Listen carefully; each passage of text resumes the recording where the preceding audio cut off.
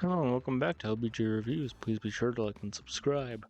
I am recording this voiceover right after the voiceover for Mario and Luigi Brothership from last week. As a result, I still have indigestion and still may occasionally burp and pause for a little bit in case of other burps. So with that out of the way and all of that introduction out of the way, today we're talking about I Am Future, the cozy apocalyptic survival game.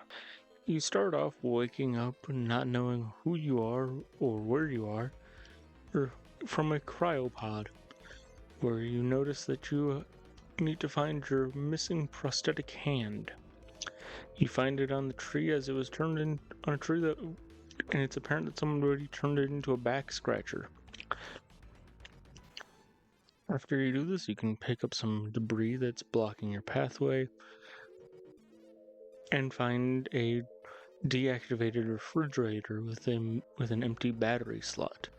Nearby, you can find a battery. After putting it into the refrigerator powers up to reveal that it's alive. The refrigerator's name is Earl. You can ask Earl questions like, where are we? What happened to all the people?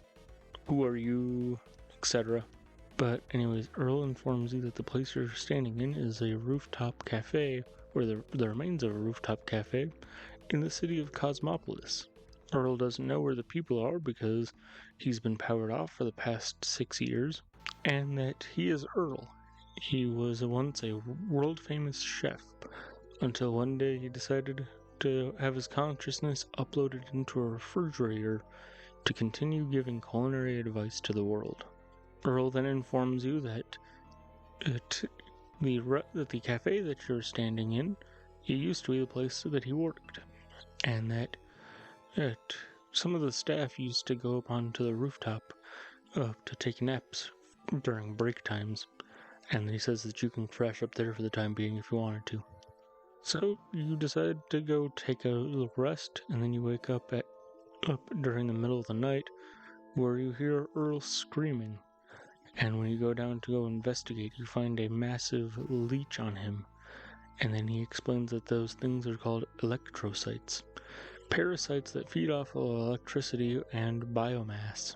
And then afterwards, he informs you that you need to go deal with the noxious weeds nearby to to basically ensure that Earl can stay safe. After doing so, Earl suggests that you go investigate the area around you. As you explore the rooftops, you find blueberries, flowers called dayblooms that you can eat. You can gather biomass off the bushes and eat that in an emergency. And then later on, you can build a workbench, start upgrading tools until eventually you find a powered down android next to something called a smart tower. And the android explains that he was tending to this rooftop garden for you because he was ordered to ensure that you had a nice place to live once you finally woke up. And that he was working on repairing the smart tower,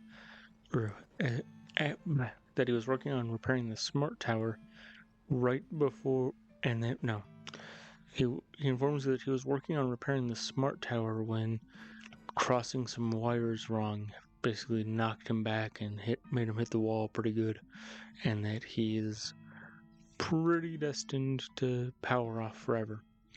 And then he asks you, do you think androids go to heaven? You can tell him of course or no, and he says, whether or not your answer is correct, I suppose we'll find out soon enough. Then, after you repair the smart tower, you can then go investigate a crashed plane where you'll find a sentient jukebox named Mary. As you progress and bring more sentient robots into your rooftop oasis, you begin to learn more about the place you are in called Cosmopolis. You learn about how it was built by this genius man named Lucius, who was the head of a corporation called a Unicorp. And that Unicorp branding is scattered all throughout the rooftops and some of the debris you pick up, etc. So eventually, after upgrading the smart tower again, you can encounter an amusement park where you find a sentient fortune teller robot named Prospero. Prospero, upon arriving at your home, sees all of the other people, all the other sentient machines there, and says, "Do you know what this means? We should throw a housewarming party." And so you have to go through the preparations of making the housewarming party. You have to find a stage, which requires building a bridge over to another rooftop. Then you have to convince Mary, because she was a musician and singer before she turned into a jukebox. You have to convince her that she should sing for the housewarming party. You have to convince Earl to help you make food for the party.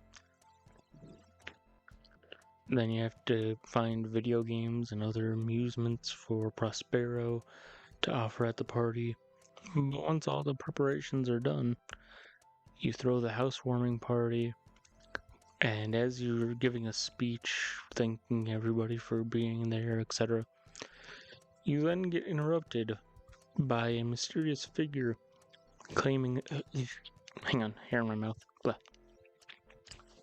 You then get informed by a mysterious figure on the monitors behind you that this Lucius of Unicorp, or this person that everybody is praising, is the cause of the issues that we're facing right now, and that really you shouldn't be praising him. You should be ostracizing him. You should be shaming him.